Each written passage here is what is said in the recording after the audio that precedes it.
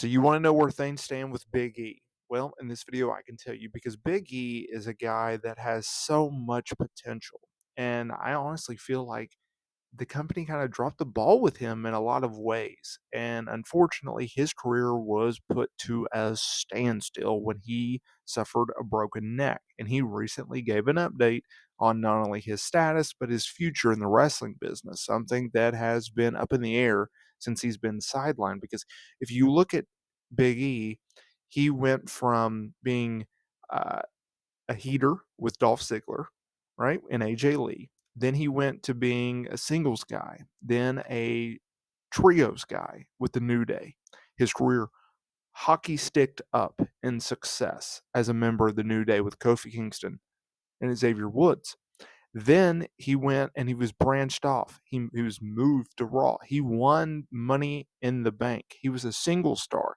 He won the WWE Championship. And although his reign was a little controversial considering that he was not booked as a top star or anything like that in regards to being a dominant champion, he had a notable run.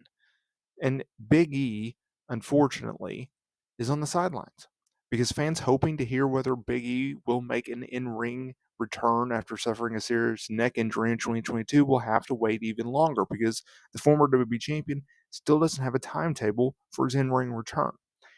Big E, who I thought should have had a longer reign and more of a dominant reign, like he was just a champion.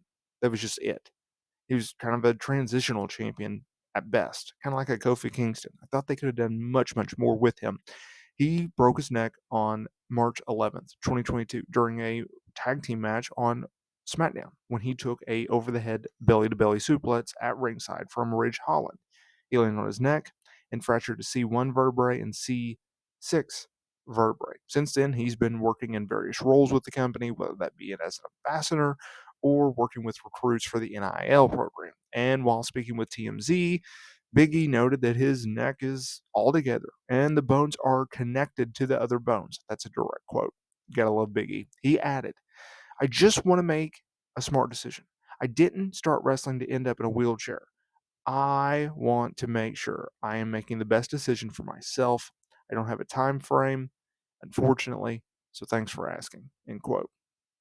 And that's a shame. I hope one day we can see him back in the ring, but at the same time, I do not blame him one bit if he just decides, you know what, it's not worth, as he said, ending up in a wheelchair.